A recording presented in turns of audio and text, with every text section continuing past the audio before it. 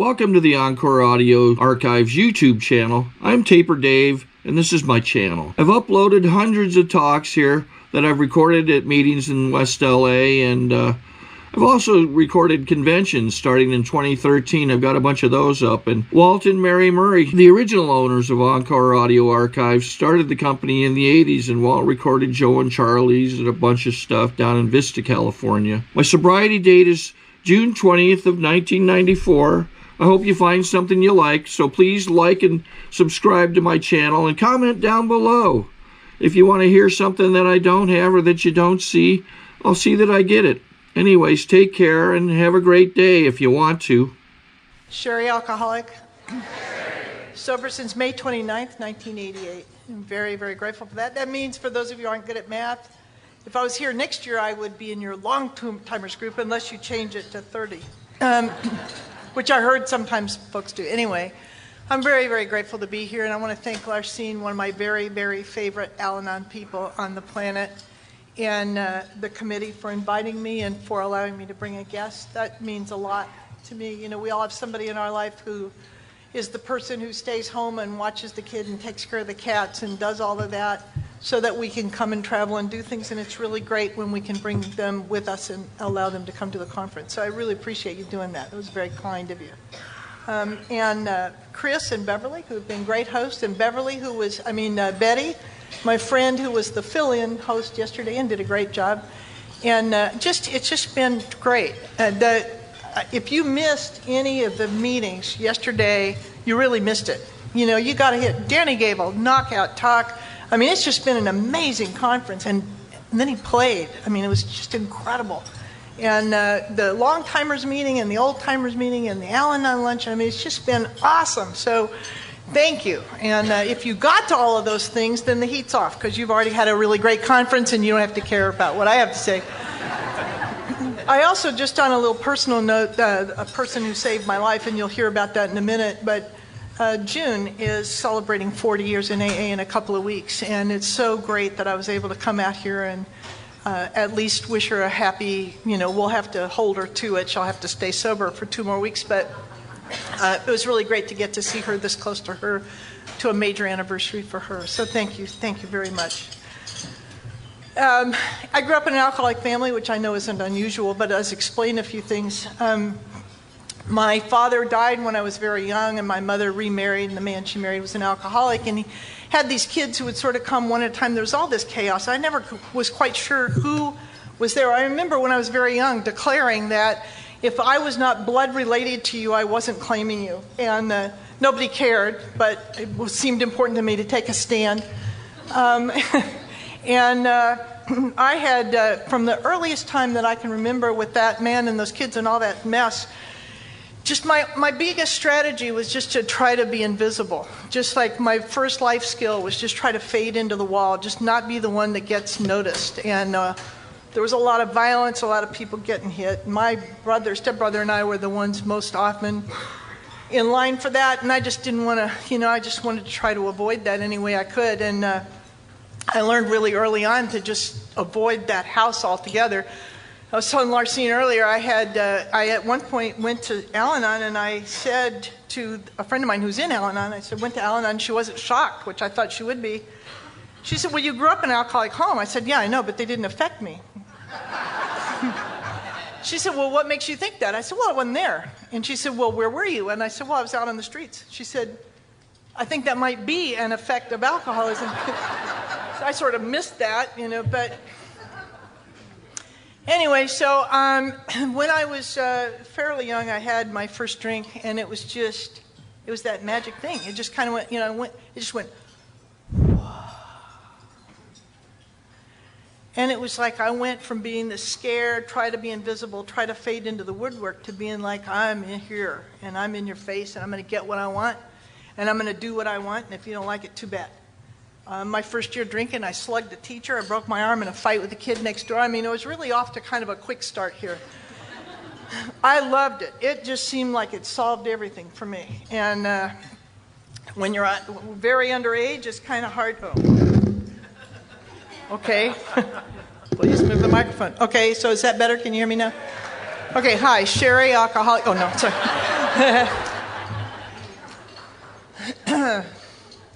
And I just went, I just like completely changed. And I loved drinking. It just seemed like the solution to everything to me. And it's like somebody said, when it does that much for you, it takes a long time to see what it's doing to you. And it certainly did. And I just started running the streets and, as I said, getting in fights and doing what I wanted to do. And I had this weird sort of combination of things, because there was this woman in my neighborhood named Al. It turned out, I found out later, Al failed her driver's test 3 times, so nobody but me would get in a car with her. But I would get in the car with anybody who would take me somewhere, and she'd just drive. I was easy to find. I was outside. She would drive around. She'd find me, and she'd go, "Hey, you want to go?" And I'd go. And we went to Cleaners, and we went to the, all these places, the grocery store, boring stuff. And one day she took me to a library. And I can still smell the smell of those books in that library. Because I was this kid that once I learned to read, I read everything. I read to the annoyance of everyone around me. Some of it I read out loud. I read the cereal box, the ketchup bottle, the billboards going by. I read everything. I loved to read. I just read everything.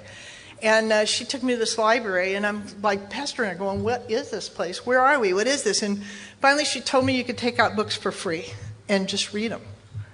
For free. I couldn't believe it. I still can't believe it. I still love libraries. And so I asked them how many books. I made her get me a library card. I asked her how many. I made her, like a little kid can make somebody do something. But my sponsor told me once I wasn't really that good at conning people. Sometimes people just want to do nice things. But anyway, she got me a library card, and I checked. You could take 10 books. And I went over to that first shelf of the first stack, and I counted off 10 books, and I read them, and I brought them back, and I counted off 10 more, and she brought me back every 2 weeks, and every 2 weeks I counted off 10 more books, and I read every book in the Maricopa County Children's Library.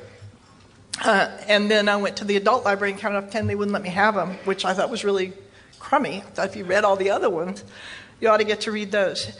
So I'm reading all these books, and I'm running the streets and getting in fights and stealing, and it didn't seem odd to me to be doing both of those things. It was just, that was how I was living. And I had this thing, where, if you had something I wanted, I just took it. Even if sometimes I didn't want it, I'd just take it anyway. I just stole 126 turn signal levers. I don't know why, just they were there. It occurs to me that this is close enough that some of you may be from Arizona, and if you are older than me and you were missing a turn signal lever, you want to see me after the meeting, I'll make that right. When I first got sober, I told people I was a thief. I was really a petty thief. That's just kind of embarrassing. I've never even stolen an actual whole car. I did, however, steal enough parts that I probably could have traded them all in for a car, but I didn't. So anyway, I'm doing all this stuff. And in the middle of all of this dropped somebody who I think was just an angel. And she was a teacher. And I was this kid. I had deals when I was in school, especially when I was in high school. They didn't want a kid like me in their class because I caused too much trouble. And so they'd make deals, just don't come to class. Just pick up the work, drop it off, and we'll let you get by with that. And one of the people who made that deal was my English teacher, and Mr. Nelson. And Mr. Nelson said, just you cause too much trouble. Just come get the work, do the work, turn it in, and I'll pass you. And I thought that was great. But if you're cool like me, you have to come into class in the middle of the class. So everybody knows you're way too cool to have to sit in the class. And you got to strut in so everybody knows you're way too tough for him. Drop my stuff off, pick it up, strut back out. So I come strutting in one day halfway through the class, and he's not there. And there's this woman there, and she gives me a tardy slip. I'm like, you don't understand who I am, So I explained that to her, and she explained to me that she and Mr. Nelson had traded classes. Yeah, without even consulting me. And she didn't believe in students not coming to school, and she was not afraid of me. And she was my first immovable object. It was like meeting a sponsor in high school, And she just started on me, and among other things, though, she also was very kind, and she really seemed to care about me. Most of the people in my life were saying, you're going to be dead by 18, you're not even worth messing with. And this woman was saying, I think you're really smart. Nobody was saying I was smart. She said, I think you're smart. And I'd read all those books, She said, I think you're smart. I think you could do something why don't you go? She started, and she'd let me stay at her house sometimes, and she'd buy me food sometimes, and she was really amazing. And she said, but then she started getting to be a nag. So she tried to get me to take this test. So I'm like, why would I go take a test on purpose, you know? But, you know, a lot of times hers was the only class I'd go to. I'd cut all the rest of them. I'd just go for her class. And so she's nagging me about this stupid test. So I'm like, fine. So I took the test. So then she really became a nag. Said, look, here's where you scored, here's where other people scored, you're really smart, you could go to college. I'm like, I'm not going to high school, you know. Seemed kind of relevant, but anyway. Then she just kept that up. I come in, you know, why don't you go to college? I'm not going to college, I don't even know anybody who ever went to college but you. Why don't you go to college? You could go to college. And finally, one day I walk in, you know, I like tradition. And I form traditions quickly. You do something with me a couple of times, it's how things are. I walk in, you say, why don't you go to college? I say no. So I walk in one day, she doesn't say that. She said, you know, nobody here thinks you could make it in college, and they're probably right. I said, I could make it in college. So I went to college on a dare. I wasn't planning to stay, had no idea how to go, had no idea what to major in. Majored in English because she was an English teacher. And I was just going to go a semester and show them. And I did not stop drinking. I did not start going to any classes before noon. I mean, I didn't like suddenly turn into a little Susan-y, student-y kind of person. But in spite of myself, I fell in love with learning. And I remember this, the moment it happened, and there was a second angel in my life. It was a woman who, she was a senior, and she would iron, which seemed odd to me, but she liked to iron her clothes. I'd actually not ever seen anybody do that. But anyway, her ironing board was attached to the wall and she would iron. And so if she wanted to iron, she had to put up with me, and I didn't have any friends, so I'd go out there when she was ironing and kind of hang out with her. And we would talk about all these ideas that I had read these books about. And one day she said, you know, and you, I mean, you've got a picture, it's not like two college students, it's like a college student and this, like, you know, kid with a cigarette hanging off my lip and, you know, rolled up in my sleeve. Anyway. I'll tell you, well, anyway, so, well, somebody came up to me while I was there and gave me a little button and said I'm a girl and asked me to wear it. So I'm just saying that's kind of a more accurate picture. But anyway, so she's, so we're out there. So one day she said, you know what? She said, you're really puzzling. She said, you never study, but you make really good grades. And she said, I think you're afraid to try. I said, I'm not afraid of nothing. I learned later that's not true, but I thought it was true until I got a sponsor. Anyway, she said, well, I don't think anybody else needs to know, but I think you do. She said, why don't you just pick one thing and secretly study and do your best and just see what happens. It's okay. I would do anything on a dare when I was a kid.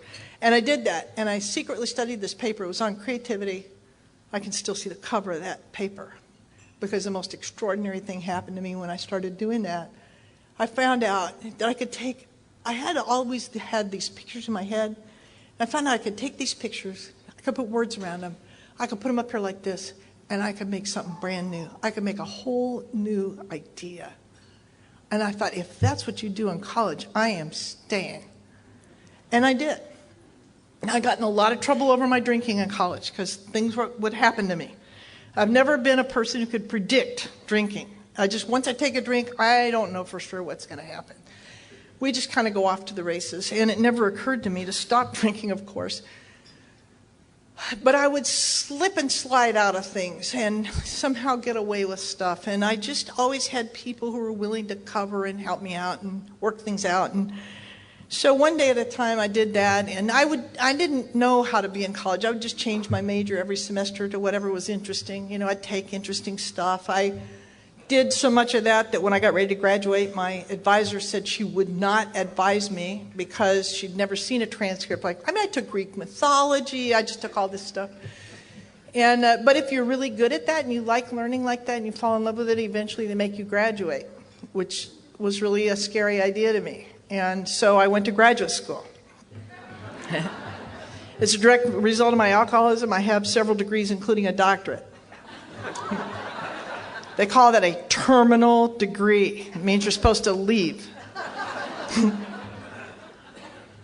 And during all of this going to college stuff, my drinking is getting worse and worse.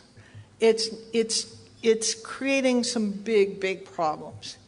I started in college. I started having blackouts. I didn't know they had a name for them until I came to AA. It just seemed like a time warp. It would be like I'm sitting in a bar in Tucson drinking, and it's like, click. My mind and body have separated. They get back together. We're in Tempe. I don't know how I got there. I'm in the middle of a conversation with some people I don't think I've ever seen before, and I don't know what we're talking about. And the first couple of times that happened, it was really frightening. I thought, my God, what's happening? I'm losing my mind. I don't know what this is. Now, I don't know about you, but I did not sit around in bars talking to people about that kind of stuff. You know, we just lie to each other. We don't say things like, you know what happened to me? I mean, I lost a couple hours and just kind of try to catch up. And the first several times that happened, it was scary. And then it just became how things are. I adjust way too quickly to things. And I just think, oh, we're doing this now. Okay. I always did check to see if I still had my own clothing on. That seemed important to me. And when you wear glasses, it's tricky to come out of a blackout because you don't always have your glasses. They don't always make it with you. And I'm very nearsighted. So that was happening. And then things were getting trouble. And I would make promises, you know. That's it. I won't drink. I'm through. You're right. I'm never drinking whatever that was again. You know, I'm not drinking.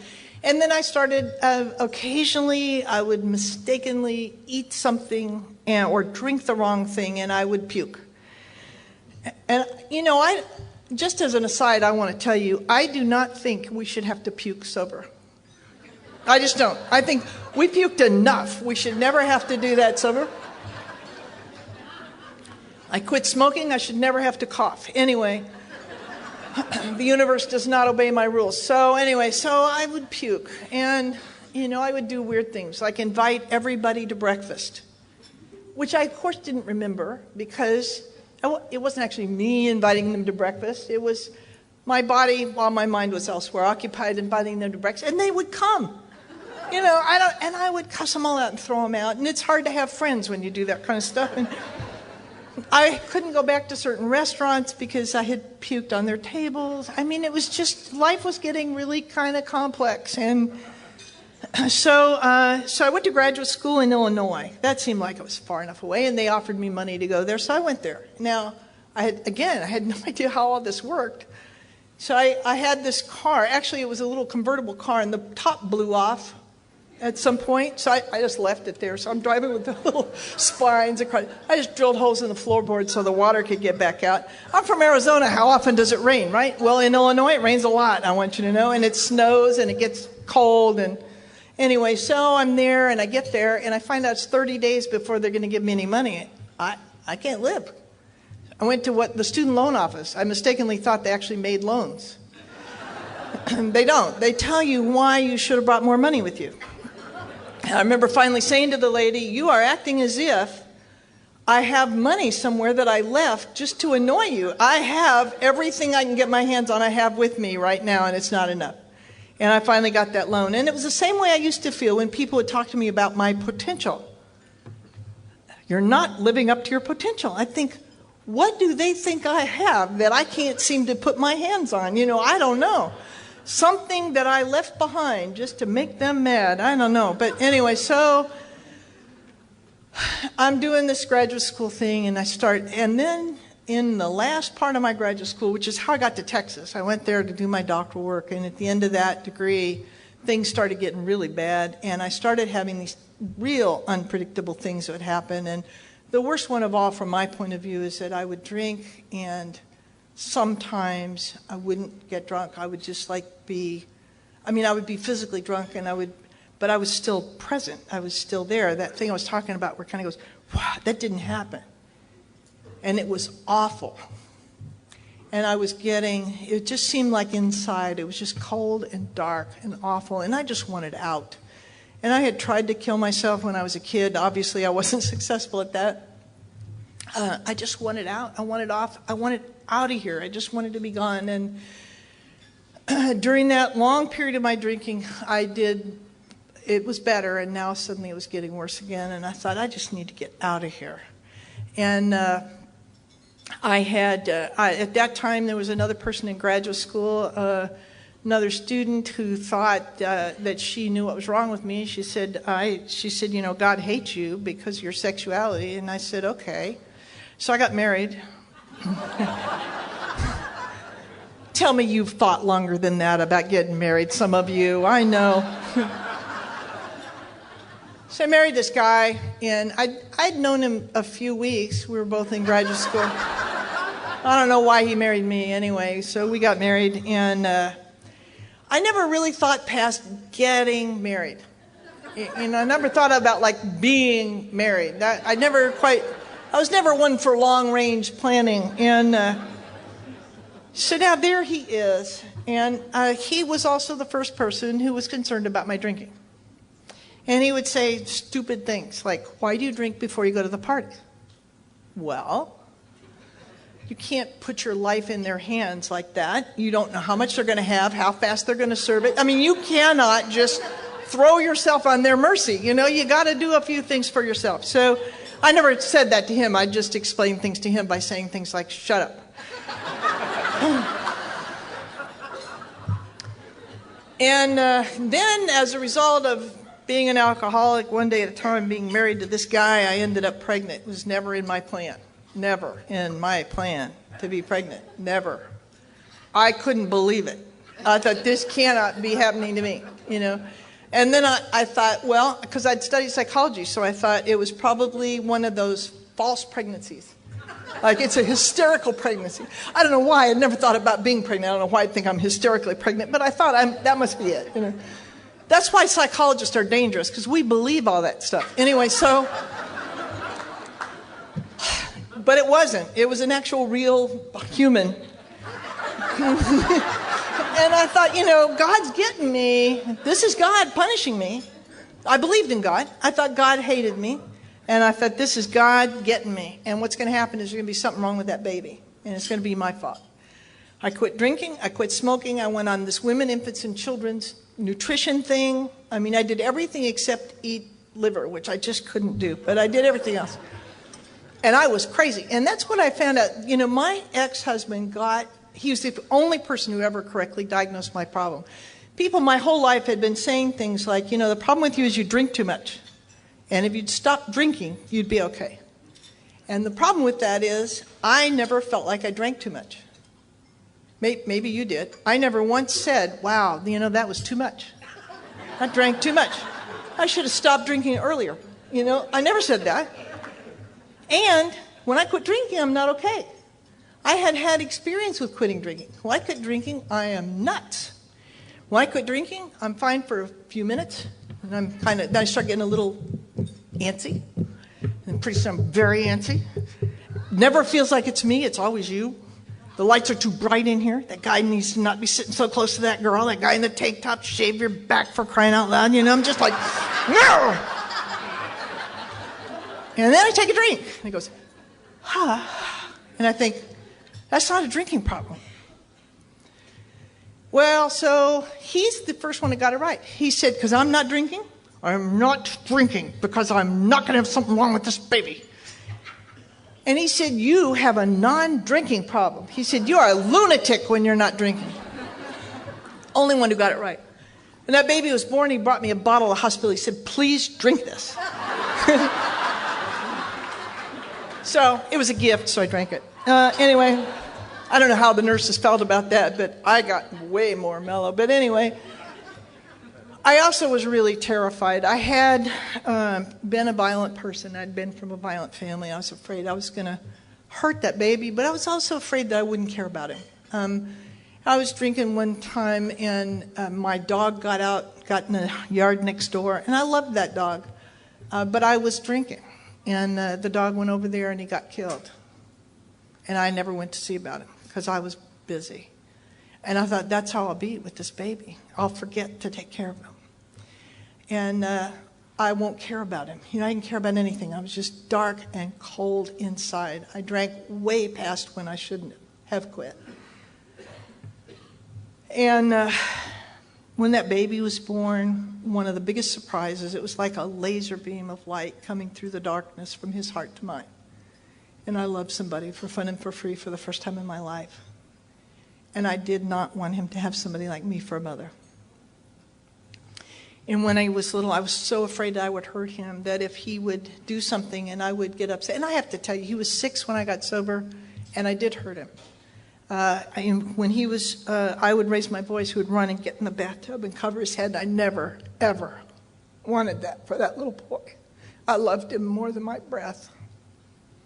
And it turns out, as the book says, a good philosophy and a court of morals is not enough.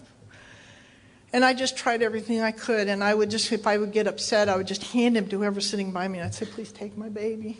You know, I did not know what was wrong with me. If you had come up to me, if you'd followed me in a helicopter from when I was a kid, you would have thought I was an alcoholic. And if you had come up to me right then, hooked me up to a lie detector and said, are you an alcoholic? I would have said no, and that needle would not have moved. I knew what an alcoholic was. An alcoholic is somebody who cannot quit drinking, and if they would just quit drinking, they'd be okay. And I told you, when I quit drinking, I'm a lunatic. So now I've got this kid. Now clearly, getting married didn't work. It did not got off my ass. So I got rid of the husband. Turns out you can't. If you have a kid together, you can't actually get rid of them, but I got him out of the picture. And I'm just trying to make it. And finally I thought, you know, it'd be better for me and him and everybody else if I just kill myself. And I started putting things in place for that to happen. Now I was doing some outside issues, so I had some voices in my head that were communicating with me. I thought that was God.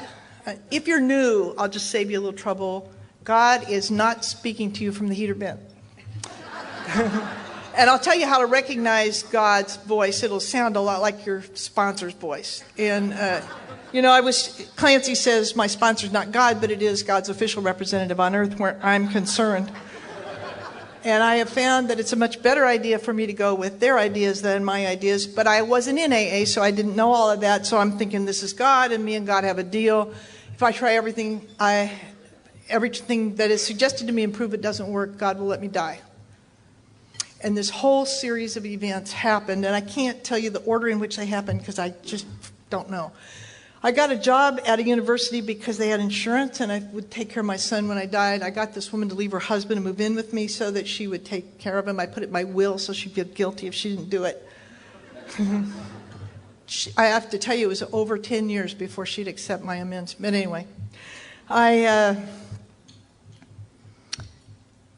and during this time, all of a sudden, this woman talked to me about ACA. I'd never heard of that, had no idea what it was, didn't care what it was. She said, you really ought to go to that. I'm like, fine, I'll go to that, check that off the list. Went to that. I was not the kind of newcomer people come up to. I was there, like, you know, glaring at all the people. And after that, this woman came up and gave me a tape. Now, I recently ran into that person again that gave me that tape, and I asked her, I said, why did you give me that tape? She said, there's something about you reminded me of this person. I don't know what an AA tape is. I don't know why. I don't know this woman. I don't know why she gave me this tape. I'm not listening to the tape. I do contempt prior to investigation. If I don't know what it is, I don't like it. So I get in my car, and I think, wonder why she gave me that tape. Wonder who that person is. Wonder what an AA tape is. Wonder why she gave me that tape. Wonder what's on that tape. And then this other guy starts thinking, who cares? I'm not listening to that tape. It's some like lecture on alcoholism, or it's a little mantra like don't drink, don't drink, don't drink. I'm not listening to that. I don't care. I don't need to listen to that. I'm not listening to that. Yeah, but I wonder what's on that tape. Well, I don't know, but I don't care. I'm not listening to that. Pretty soon I just put the tape in just to shut them all up. And it was a tape of Junji. And I listened to that tape. And I couldn't believe it. It was like she was in my head. I mean, here was this person who had a lot of the weird things that I had. She'd had a way worse life than mine. She'd been way tougher than me. And she'd gone to college, and she had that same feeling I always had about it's like somebody was going to come any minute and find out I was there and tell me I needed to leave. And she talked about that. I mean, I had never heard anything like that. She was just like me. At the end of that tape, she said she went to AA, and I'm thinking, that can't be it. That cannot be it. I cannot be an alcoholic. And then she said She was it was a tape she made from in Crested Butte. She talked about being in Seattle at the conference and wearing this green dress and feeling like she wanted to be wearing the dress she was wearing, and she wanted to feel the way she felt. She wanted to be who she was, and I thought that will never happen for me. But if that's what's wrong with her, and she's the only person I've ever heard who's just like me, maybe that's it. I mean, it just can't be, but maybe it is. And I went to a meeting of Alcoholics Anonymous. It's important to me to tell you that from that first meeting with a bad attitude and absolutely no intention of getting help or staying, I've been kept sober in Alcoholics Anonymous since that day, continuously. But not right away. I mean, I went in there, people used to scatter when I would walk in the room. And I liked that. I was 9 months sober. This woman came up to me and she said, you know, I didn't think you liked me when you were first here. And I said, well, were you breathing? You know, that was pretty much my criteria. I wasn't really picky, you know. I did not want to be there. I'm really grateful we didn't have online meetings. I never would have walked in the building, and I probably never would have gotten sober. And I started the program of Alcoholics Anonymous, and I was not newcomer of the year. I had this cowboy hat pulled down over my face, and I'd sit in the meetings and glare at everybody, and I'd hear about every 14th word and not know what was going on and try and make sure you knew I did not need your help. After a couple of weeks of that, I ended up back in a bar, and I didn't drink only because the person I was with was so delighted that I was, just as I started to lift the drink to my mouth, she had this just I win look on her face. And I'm like, you know, so I left. I went back to the meeting. I was kind of like, what was that you were saying about, you know, getting help? And this person, people had been giving me their numbers, and I wouldn't actually take them. I wanted them to know I'm not, you know, doing that. But this night I really wanted some help, and there was a woman in there who was talking, and she was talking about how she wasn't going to get a sponsor early on. She didn't want a sponsor. We were going to have a sponsor. People would give her their numbers. She'd pay no attention. I thought, that's the woman for me. I'm going to call her. And so I went up and I said, could I have your number? And she wouldn't even write it down. She just said it like I wasn't worth bothering with. So I figured she had good sense, so I called her. And I'll tell you, you know, she didn't get to stay sober, and she had really a crummy program, but she was enough for me for a while. She wouldn't talk to me at the meeting. She'd kind of play like she didn't know me, and then she'd talk to me later. But it didn't matter. It was okay, you know, and I'd go in that meeting, and I'd try and chase people off and try and make sure they didn't come anywhere near me. And there were a couple of people who did. One of them is Diane. And that began my journey in Alcoholics Anonymous, and it's been an amazing adventure. It's hard for me to think about how that was at that time, because it's like I live a different life on a different planet. I had some important things that happened on the journey. Among other things, I had a funny experience with my first 4-step. I couldn't read the book. I mean, I could read the book, but the words wouldn't make sense.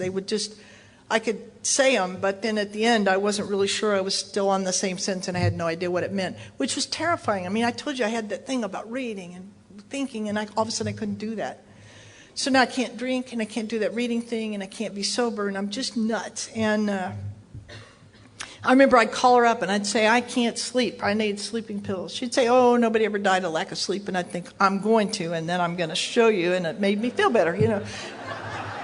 I always overlooked the fact that I'd be dead. But anyway, so I limped along for a while. And then, and I did I had the step Nazi for a period of time as a sponsor. And she would, everything, I mean, no matter what you said to her, she'd say, write an inventory on that. So I ended up doing my first inventory in a whole series of I did inventories on violence, for crying out loud. That's not in the big book.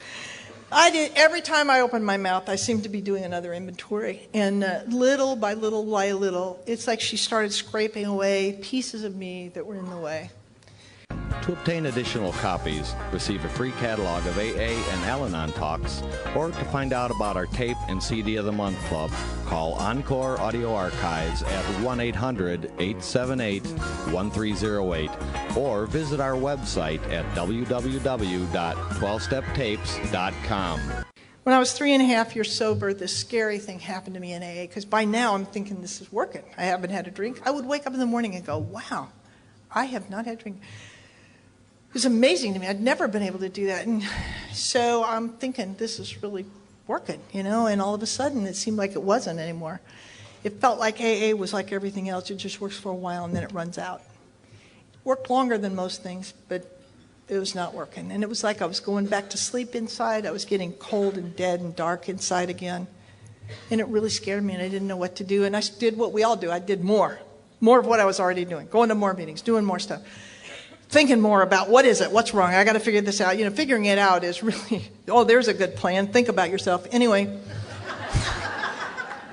And finally I thought, well, this just doesn't work, and I just need to get out of here. I just need to go back to my original plan. And I walked out in the parking lot, my former sponsor, the step Nazi, was out there, and she said, I'm tired of watching you die, what's the matter with you? And I said, AA doesn't work. Actually, I had called somebody. I actually had reached out to somebody. I called this woman, and I told her the truth. I said, it just seems like AA is not working anymore. And she said, you know what? She said, you have deep psychological problems and you're way too screwed up for AA. You need something more advanced. You need to go to therapy. It was like a door slamming. Because what I knew is, if you guys can't help me, nobody can. And that's when I went to that one more meeting. I hope if you're new, you'll always go to one more meeting. I wasn't any better at the end of that meeting. I walked past my step Nazi sponsor. She said, I'm tired of watching you die. What is the matter with you? And I said, AA doesn't work for people like me. I have deep psychological problems. I'm too screwed up, and I'm going to go home and kill myself. She said, fine, but before you do, why don't you call June and ask her if AA is enough? I'm like, fine. So, I don't know June. I've never met June. But I called her. I got her number from the taper, and I called her up, and, it was magic. It was like... And I know she does a lot of stuff in AA. She's got a job. She had a lot of things going on. And she talked to me like she didn't have one thing to do. And she started off by saying, if you're going to kill yourself, I'm going to hang up. But if you promise not to kill yourself, I'll talk to you and share my experience, strength, and hope. And she told me a story about a pony and a bunch of other stuff. And at the end, it was a cool story, but I don't need to tell it. But anyway... At the end of our conversation, she said, I'm going to tell you something. She said, you think you have deep psychological problems. You don't.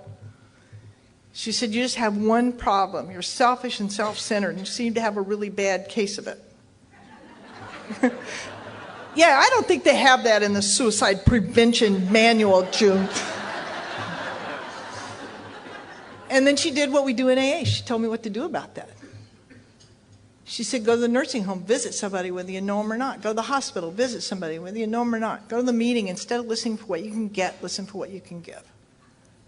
And she said, I want you to do nothing but see what you can do to add to the lives of other people, and then call me back in 3.5 days. Now, I wrote all that down because that was the lamest thing I had ever heard.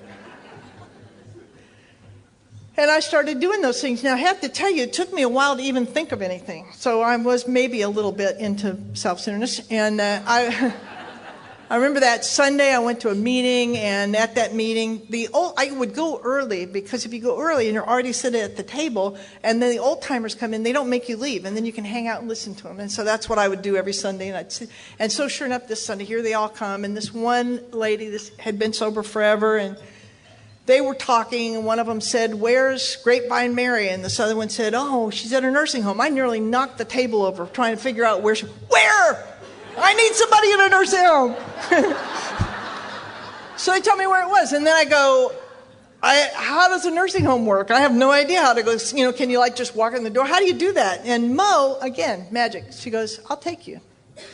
Took me to the nursing home. Mary was perfect for somebody like me because she had some form of dementia. 5 minutes after you're there, she can't remember you've been there. So you can go back all day long.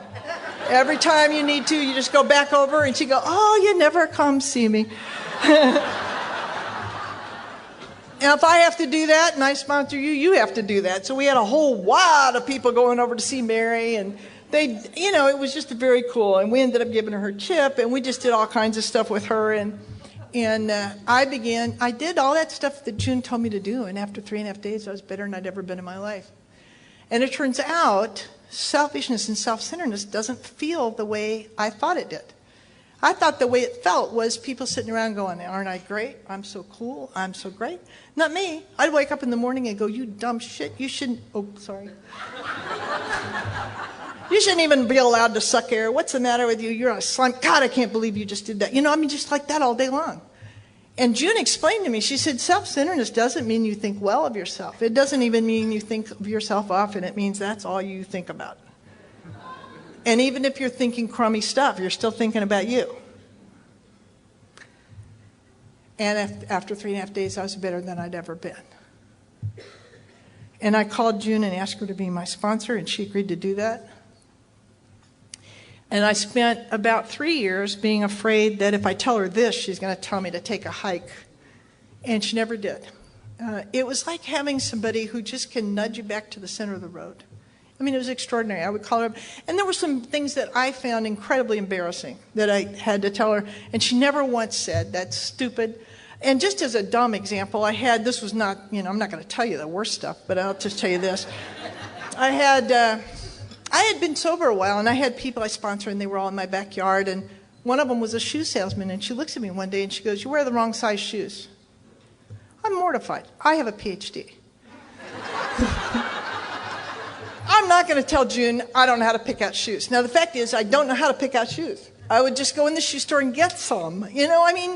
I grew up wearing the shoes that come in the box from the church, where you just get whichever ones you can and you wear them. I just never thought about it. Some of them hurt and some of them had trouble staying on. You just wear shoes, So I don't know how to get shoes. I just go in the store and I just get some. And because I like to get out of the store as fast as I can because I don't know what I'm doing and it feels bad. So but I don't want to tell June I don't know how to pick out shoes. So I'm going to wait. I always like to wait. And finally I called her because I know she's going to say, don't ever call me again. And I called her and I told her what happened. And she said, how would you know? They have a class in graduate school on picking out shoes? No. Okay, so you sponsor a shoe salesman. Tell her to teach you how to pick out shoes. Now, she was a men's shoe salesman, but I didn't know there was a difference. So I wore men's shoes that year. And I tell you, I've said that so many times to people I sponsor who say, well, how would you know? How would you know? When I was about 9 years sober, I was first, when I was 7 years sober, my son's husband died. And I was supposed to go to Indian Wells to talk at Sherrie's, wherever she is, powwow, or whatever that was, at Indian Wells. Anyway, so and my son, here's my son, and his dad just died, and I'm supposed to go to this thing, and I don't know what to do. And this guy offered me a ticket, but of course I turned him down because I don't take stuff from people. And then I talked to June, and she said, the guy offered you a ticket. Take it. Oh. And anyway, June at that time was out of the country. My husband's father died. I don't know what to do. And I go to this conference. I'm waiting for June to get back because I only trust her, and she's the only one I talk to. Now, she's going to be gone for a while. She's in another country, but I'm waiting. And I'm nuts, as you can imagine. And I get to this conference, and on the way there, the guy is trying to impress me. So he's telling me how rich everybody is and how, we're driving by lawns that look like somebody manicured them by hand.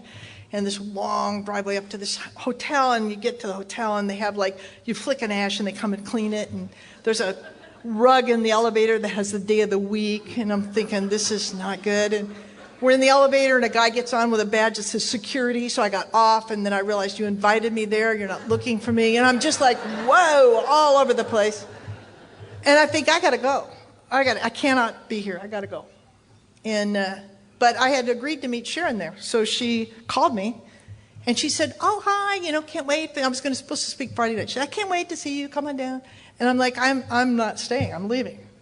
She said, okay, all right, okay. I understand how you might leave, but, you came all this ways, and I'd love to see you, but everybody down here is dressed up, so go ahead and put on your speaker stuff and come on down. So, okay. So I go down there, and she goes, well, let's just talk. And she starts talking, and I don't even know I need to talk about anything. All of a sudden, I'm just like, blah, blah, blah, blah, blah, blah. My son's father dying, and blah, blah, blah, and all this stuff, and because he died just suddenly. And she said, you know what? She said, I don't ever want you to wait for June to come back. So from now on, if you don't call her and you don't talk with her in any week, you call me, and I'm going to be your backup person. And I called Sharon as my backup person when I couldn't get June, and she was very gracious about that. Let's see, I'm sort of wandering around. When I was 9 years sober, this thing started happening. It was like I'd drive by this billboard. The billboard said, depressed. And I'd think, yes, now that you mention it, I think I am depressed. And then a little ways further, there was another that had a little shot glass, and it said, at the end of a long day, I think I've had a long day. And I thought, God, what are you doing? You're thinking about drinking. I thought, no, I'm not thinking about drinking. I'm just, noticing the billboards. And so I'm not taking that really very seriously. And I think, people, they have these little superstitions in AA, like 9 years is a really hard year. Okay, so it's probably just that. This is probably what they're talking about. And I went up to Crested View Conference that I go to every year, and I like to wait. I like to jump right into talking to my sponsor. So I'm up there. We're on vacation. We're having our annual fight, which we always saved for vacation. And things aren't going very well, and I'm having all kinds of trouble. And I went fishing, and, I guess that wasn't the first thing was we went rafting. And I got pitched out of the boat. And I'm furious. I am so mad.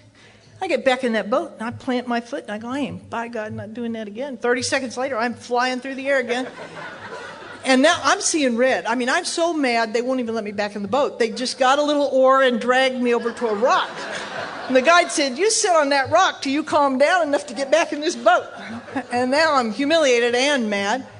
So that gets over with. Then the next day we go fishing. I like to fish. I like to catch fish. And they have big lake trout. I mean, this is fun. So we're out there in this little boat, and I get a strike, and it's like a big one. You can feel it. And I'm like, gets within a few feet of the boat, that fish goes, and spits out the hook. I'm like, are you kidding me?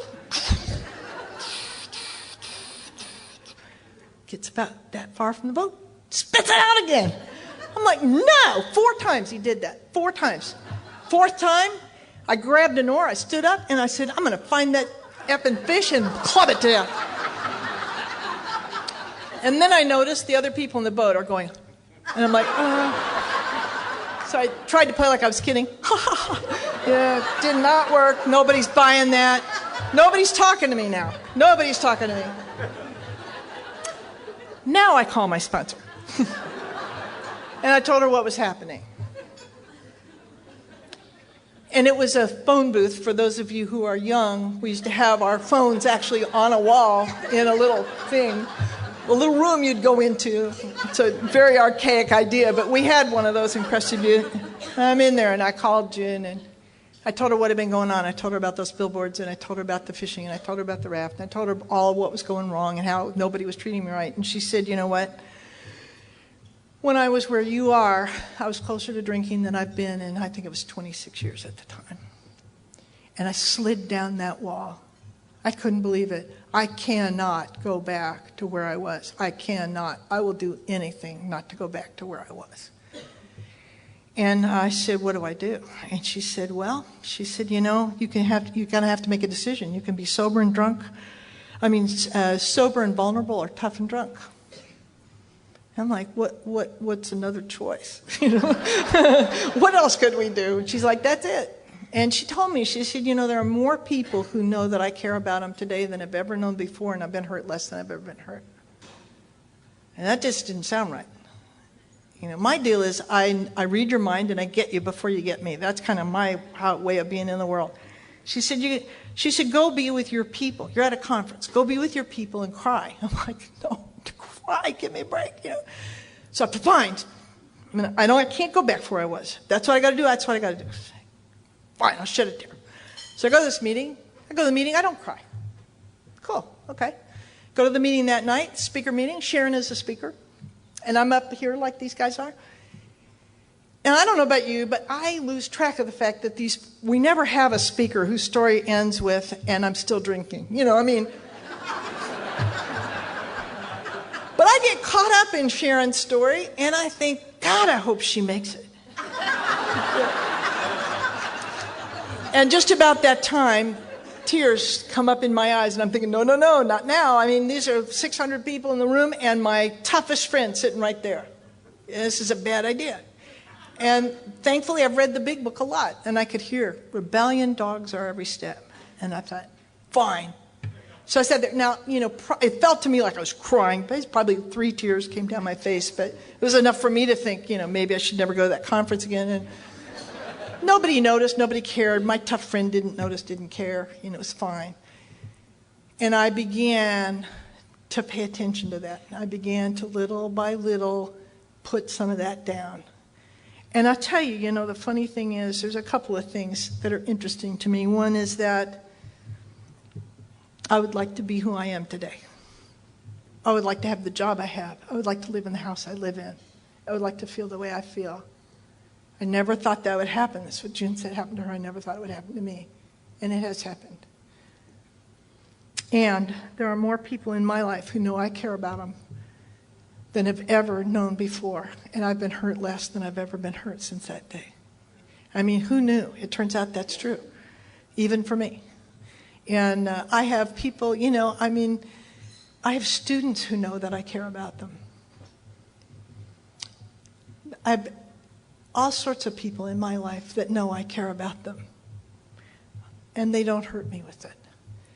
My son is 30 years old, and he lives in Dallas, and it took a long time. I had to make a lot of amends to him, and it was a gradual process of us becoming okay. I did not know how to be a mother. I did the best I could. I used to stand on the schoolyard and watch the other mothers and try to figure out what to do. You know, they make cookies, I go and make cookies, you know.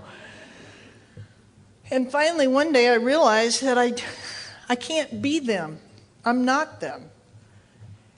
I got to be who I am. And somebody told me, they said, you know, if God had wanted him to have one of those people for a mother, he'd be their kid. He must mean for you to be their mother. And I thought, okay, so if I'm supposed to be his mother, what have I got? Well, I know a lot about universities and books, and I had already helped him with that. I would take him out. We'd look for frogs. We did all sorts of stuff. And I thought, I know how to sponsor people. I've sponsored people. I'm a good sponsor. I've had sponsors, and I'm a good sponsor. So I said, Matt, I'm firing myself as your mother. I'm signing on as your sponsor. He said, okay, what does that mean? I said, that means if you have something going on in your life, and I have some experience, I said, you can be really smart, but that doesn't make up for no experience. So if you have something going on in your life and you don't have any experience, if I do, I'll share my experience with you. If I don't, we'll find somebody who does, and we'll get them to share their experience. And after you've heard their experience, you can decide what you want to do. And I said, and it means I absolutely love you no matter what you do, and I want only what is good for you, and I ask you nothing in return. He said, that sounds good. And then I'm dying because he's not asking me anything, you know. I got a list of stuff he should be asking me about. You know, it's funny because he's trying to look into colleges, and I know colleges. I've spent my life at colleges, but he's not asking me until after that. And then he did. And I'll back up a little bit. Earlier than that, I had, it was like there was plexiglass between me and him, you know. Because I didn't want him to find out about my life. I was trying actually for him not to know. I'm like, you know, I have this house with this lawn that I mow, and I'm trying to pretend I'm somebody else. And I ended up having to talk to him about my life, and I thought he would hate me. I thought he would hate me. And he didn't. You know, what he said was, you know what? He said, I knew there had to be more to your life than I knew about, or why would they keep asking you to go talk in the AA meetings? And that was when I realized what I needed to make amends to him about. I'd let him out of my life. That what he knew was I would come here to Los Angeles or Torrance or wherever we are, and I would talk to South Bay, I know that. I would come here and I would tell you about my life, and I wouldn't tell him. That's what he knew. He didn't hate me for the life I had had like I did. I have recently, well, I guess I have a little bit more time. I'll tell you about my mother because this was a long journey for me. My mother, when she married that alcoholic, it was all then about him. And he was sexually abusive, and she didn't care, and he would beat us up, and she didn't care. And it was just hard. So when I got old enough to get out of there, I did, and I just kind of cut it all off. And when I got sober, my sponsor said, you need to tell your mother where you live. And I'm like, why? You know, she didn't need to know that. I mean, I divorced them, you know. And she said, well, you know, you just need to let her know where you are. And I'm like, that's a bad idea. But, okay, fine. Her answer to me always was, okay, drink. I'm like, okay, fine. All right, what do you want me to do? Okay. So I wrote her this letter, told her where I lived. Several months later, I get this letter, her return address. I totally freaked out. I called her. I said, I told you that was a bad idea. She said, what happened? I said, I have a letter from her. She said, what does it say? I said, I don't know. I'm not reading it. She said, you have a letter, you're freaked out, you haven't even opened it. Perhaps you owe her amends. I said, no, she wasn't on my amends list. Don't say that to your sponsor. Oh, let's do an inventory on your mother. A whole inventory on my mother. Now, I don't know about you, I love the first two columns. Yeah, I do. I am into the first two columns. I like that. I mean, it's just sad. You drink too, you know. I mean, it's just terrible. Oh, she killed my dog, you know. I'm not fond of the rest of the process, but I love those first two columns. So enjoy those while you can. They'll kill you, but they're fun. And then, so anyway, then I had to go read her this inventory. And I thought, you know, I was almost looking forward to that because there were some terrible things that happened. And I told her all this stuff, and she just looked at me and she said, wow, all of that happened a long time ago. You've never checked back to see if maybe she's changed. And I never had. I had her frozen in time from that day. So I had to start corresponding with my mother. I had to send her a card at Christmas and her birthday and Mother's Day, and it had to be a card she would like. And so I did that. And then at some point after June became my sponsor, and I don't remember how this happened, but there was some occasion for this, and she suggested that I needed to write something in the cards. I figure, why compete with Hallmark? You know, they know what they're doing. But anyway, she suggested I needed to tell her something. Where do you start with that, you know? And here's what she said. She said, I want you to tell her something that you are grateful for. And she said, it doesn't even have to have turned out well in the end. So she said, let's say she takes you to the beach, she gets drunk, she gets arrested, you go to foster care, you give her credit for she takes you to the beach. Now, that's a pretty big hoop, right? Took me 3.5 days to think of something that she did that met that criteria. And what I realized, I was sitting in my kitchen one day, I was petting a cat, because I always had cats, and I thought, I love cats. I've always had cats. My mother had cats. I'm going to thank her for having cats. And this other guy wakes up in my head and goes, that is the dumbest thing. Most people who know me would say that's maybe not even in the top 10. But then I could hear this other guy going, rebellion, dogs are every step. And I could hear my first sponsor going, okay, fine, drink. I'm like, okay, fine, I'll write the letter. So I write her this whole letter about cats, you know. So I don't hear back from her. Long time later, like months later, this box arrives. A little box, and I open up the box. Not a word, but there's a cat bookmark, a little cat statues, all this little cat stuff in there from her. And so I started talking with some more. And then we were going to Arizona, and June had suggested, she had told me about thank you amends, which is, it's not like you harmed them, but there were people who added to your life. And there were some people in Arizona who definitely had done that, including these professors and stuff. And so I was going to go out there and see them, and I stopped to see my mother. I gave her a computer and did some stuff with her then. And then now she's got a computer, so now she can send stuff. So I send her jokes, and she'd send them out to all her friends. And she became the joke lady, and she got a lot of juice for these jokes. And you know, we never really did have a relationship. I mean, it was kind of not much to it. And I remember I'd hear people and they'd say, well, you know, and then I made amends to my mother and we became best friends and we shared our heart and we talked and we made cookies. And I'd call June and I go, June, I don't think I made that amends right. She'd go, why? I go, well, because that's not happening with us. She said, it's not about her, it's about you. She just doesn't have a program, she's not going to change. It's about you being different. You just keep being a good daughter.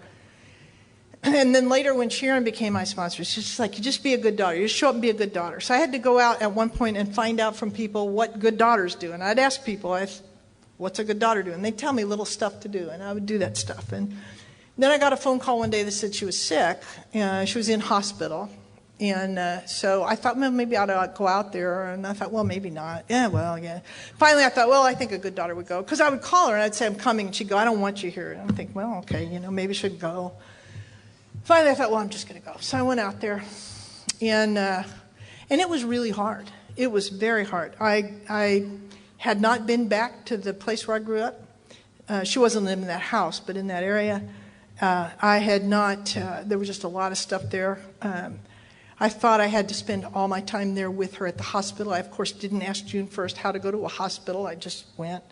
And after a couple of days, and my mother would do things like the social worker came in, and as I was walking out, the social worker said, is that your daughter? And she said, no, I don't have a daughter. So there was just little stuff like that. And I'm driving down the street, and it's hot. It's Arizona, it's hot. And I thought, I just need to go in a bar. I mean, not to drink. I just need to go, I just need to be somewhere cool where there's music and, people understand me. We can lie like crazy to ourselves when we're just lying in our head. And all of a sudden I'm so glad I read the big book, and I hope you do too, because that little part from the big book came back to me about Bill Wilson stepping into the Mayflower Hotel. And I thought, that's like right out of the book. And I called June and she said, come back, go home. And I did. And the next time I went, I talked to her first, and she told me how to go. And I did it her way, and it went better. And by the end of that time, then my mother asked me to be executor of her will, which I did. And I had power of attorney because I'm the only one in my family who's in AA. And I made my amends to her, and she started getting better, actually. And so I ended up getting her a little apartment and doing all this stuff. And then about 5 years later, I got another call. Said, she went to hospice, but she got well. So she thought you go to hospice, you get well. But anyway, so they had her back in hospice again. They said this time she's not going to get well. And so I called her. I said, I'm going to come. She said, I don't want you to come yet. This time she said, I don't want you to come yet. And so finally I went out there, and I did all the things she liked to do. I took her to all her favorite restaurants. I took her to the ball game, and nobody would take her. She loves ball games. They have spring training in Arizona, so she loved it. Nobody would take her because they didn't want to haul her into the wheelchair and all that. I took her to all, but they go, what if she dies at the ball game? I go, she's going to die somewhere. Might as well die doing something she likes, Might be hard for the people around her, but it won't hurt her, she'll be all right. And I did all that stuff for that weekend, and took her to see people she knew. And at the end of that weekend, I left her with a book I'd been reading because she didn't have a book. And I went home, and the next morning they called and said she'd read half of that book, put her head back, and died. And it was weird, it's like, no, I was just there, and they said, sometimes they just save the best thing. They just save something, and then when that's done, they go, it's not going to get any better than this, and they just go, and that's what she did. And when I went to her funeral, the priest, who I now knew because I kept seeing him at the hospital, so was her favorite priest, and he was there, and he said, she's free, now you be free. And then he said, you're a good daughter. He said, in fact, you're an example of what a good daughter ought to be. And I wanted him to call my sponsor because that was all she ever said was, be a good daughter. And I'm like, I want a certificate or something, because he's saying I'm a good daughter. And the other thing that happened at that funeral that was kind of cool was that I had heard people talk about emotional sobriety. I had no idea what they're talking about. And I was pretty sure if it meant I had to get my emotions under control, I was really screwed because I don't even know what they are. They just kind of, whoa, And, so at that funeral, this weird thing happened. It happened twice. One of them was my stepsister. And I have a stepsister. She's the only person who didn't drink. She married an alcoholic, married a gambler, but she never drank. She was sober through the whole thing. And she would be in the kitchen making a cake from scratch going, I do not live in this family. And so I called and said, they said, if you want to see her, you need to come now. And she's like, well, is she going to die this time? Because they told me that once before, and she didn't die. I said, I don't know. She hasn't made any promises. I'm just telling you what they said, So at the funeral, she doesn't come to the funeral. So I'm thinking, there's this group of people talking about her. You know how people are. They're over there going, I can't believe she can come to her own mother's funeral. And I thought, I'm going to go join them because now I'm the good one for the first time in my life. You know, yeah, why isn't she here? But one of the things you taught me was step 10. You taught me to pause. And the pause allows me to hear a softer, quieter voice that said, if it wasn't for AA, you wouldn't be here. Maybe what you ought to do is try and see what you can do to add to her life. And so I turned around, went the other way, called her, said, what can I do for you? I understand why you're not here. And she told me some stuff, and I did that stuff. And so when I got back, I called Sharon, and I said, this weird thing happened. This is what happened. And she said, well, that's emotional sobriety. She said, emotional sobriety is, given a choice, you take the spiritual high road. And that pause is what gave me the choice. I'm like, oh, okay. And I tell you, the last couple of years have really been, I don't want to learn to be with people who are sick and dying, but that's what it's been. And I remember I had a week where it seemed like a whole lot of our AA old-timers got sick and died right all at once. And then another friend of mine had active AIDS. And it was just like I was doing okay till the last one, and it just kind of put me over an edge. And I called June, and I said, this is what's going on. And she said, well, she said, you can focus on the gift or you can focus on the loss. And I think your day will go better if you focus on the gift. She said, you have no right to have those people in your life. If it wasn't for AA, you wouldn't have ever had them in your life.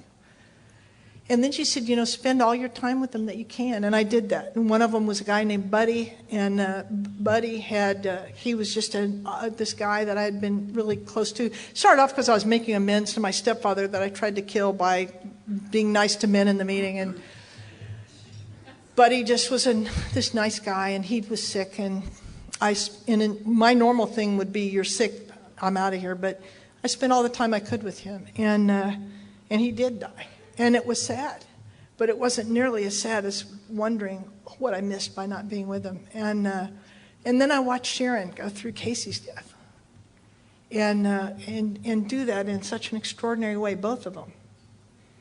And now a good friend of mine, I did a book a little while back about the Sisters of St. Mary, and one of those sisters I got really, really close to. She's a wise woman, just an amazing woman, and she is living out the end of her life. They don't think she's going to make it till August. And because of those experiences I had in AA, I go over there twice a week. And one of the days I play Scrabble with her. And the other day I just go and sit and talk with her until she's tired, and then I leave. You taught me how to be with people who are sick and people who are living out the end of their life. And it's allowed me to be a better friend and to be a better person. My son is an incredible human being. He's an amazing kid. I remember one time at Crested Butte, he talked about the Alateen kids up there, and he said, but Mom, we all come from good families. And I thought, wow, he thinks he came from a good family. And he went to Alateen. He went to Alateen because they had girls. You guys don't seem to care. You'll take them, however they come. And I liked that up until the point where he started saying things like, I don't have to accept unacceptable behavior. I'm like, you don't go there anymore, When I was newly sober, my sponsor made me sign a 6-month lease, which I thought was outrageous. And today I live in a house that I've lived in for over 20 years, and that house is paid for. Turns out if you make all your financial amends and then you save money and stuff and keep working at the same job, you can actually do stuff like that. I had no idea that. I've never known anybody who had a house, much less a paid. Now it's not like an LA house, it's a Fort Worth house. They're not, we don't have millions of dollars in houses, but I've been in the same relationship with the same person for 20 years. I'm in the same home group where I first got sober. I have deep, close friendships. I realized today that I've known June. She's been an instrument in my life for over half of her sobriety, which I find extraordinary. I have people that I know I can call and they will help me. And I have a God of my own understanding. Not the hitman God I had when I got sober. It turned out I had to get rid of that God. It turned out part of my understanding of God came from hallucinations. I didn't think I had hallucinations. I just had what I thought were spiritual experiences. They were really terrifying, and I wanted nothing to do with them. And it turns out that's not a spiritual experience. I finally talked to somebody about it one day, and she was like, that is not a spiritual experience. And so you allowed me to start over. When I was in Ireland, they talked about these places that they called thin places. And they were talking about a particular geographic location, but it was a place where they felt you could be closer to God in these places. And I don't want to discuss with you whether that's true or not after the meeting, but I do want to say that idea helped me to understand what happened to me in AA. What happened in AA was you created a thin place in my soul. You created a spot in me where I could experience the God who's always been there and has always been a part of my life. But there was just so much of me in the way that I couldn't ever experience it. I would trade anything for that. I would go back and go through every awful thing that I have had happen in my life to have that. It is that priceless to me. It's the thing that gives me a sense of peace. You know, when my sponsor found out about how I had lived as a kid, and she said, weren't you afraid to be in those fights? Because, I mean, I have like some teeth knocked out and a broken arm and some stuff. And she said, why weren't you afraid? I said, I didn't know. I couldn't answer that question. And I realized later it was because I felt so bad inside that it didn't matter what you did to me on the outside. Go ahead, you want to hit me, whatever you want to do. And what I realized today is what I have on the inside is so good that it doesn't matter what happens to me on the outside. I have some nice stuff. I have a nice job, a nice family, a nice house, but it doesn't matter. And I'll end with this. I had, when I was a kid, I used to walk down the street, especially on holidays, and I'd look in other people's windows and imagine what it was like to be them. And there was a family that lived down the street from me, and they lived in a tent. It was a big tent. It was a big family, and they'd always have the flaps up because it was hot. And I could see them in there, and they had a lantern. They'd be playing games. They'd be talking. They'd be eating. And I think, I wish I lived there. I wish I could live there. And I would think about how neat it would be to be there. And if you were a kid and you walked down the street any day of the week and you looked in my front window, you'd want to live in my house. You'd wish you could live there. And I'm really grateful that I do. Thank you.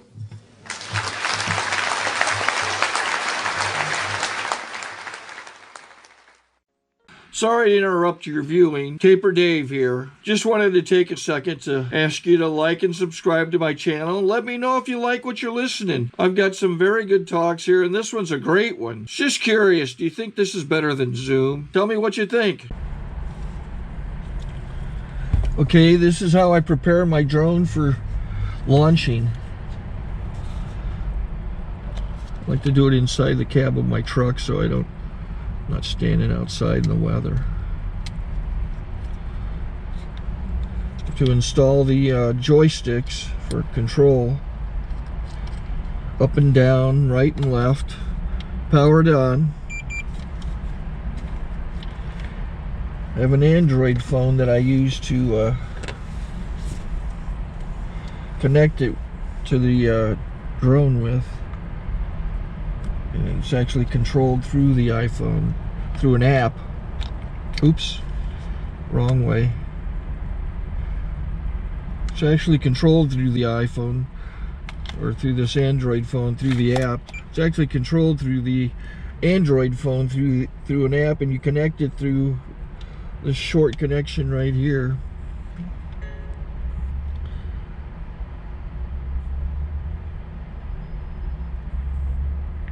Remote control connected. Remote control's connected. So I pull out the drone. I have to extend the legs. Long legs extended first, then the short legs. Remove the gimbal protector. Set that aside, then power it on one short burst, then one long burst. I lay it down. So I have to go to calibrate. So the drone's not connected yet. It shows you here as this drone gets disconnected, even though the remote's powered on. So the drone has to establish it's connected. So I go into the app to calibration mode. First I'll calibrate the remote controller. Start calibration. Out, in, oop, out, in, up, down, and then this little wheel is to control the gimbal. So it's calibrated. Go to gimbal calibration, start calibration, and then it calibrates the gimbal. I don't know if that shows up. The gimbal's moving all over the place. Changes, you can see it on the video. And I'm calibrated to take off. It's acquired 7 satellites at the moment. There are 26 satellites up in the sky, which it has to acquire before you can take off. So it's connected. It's got enough satellites. This is white. I can go to press this little arrow button, swipe right to take off, and it would start the motors if I slid this to the right. But I'll wait till I get outside. Don't want to do it inside.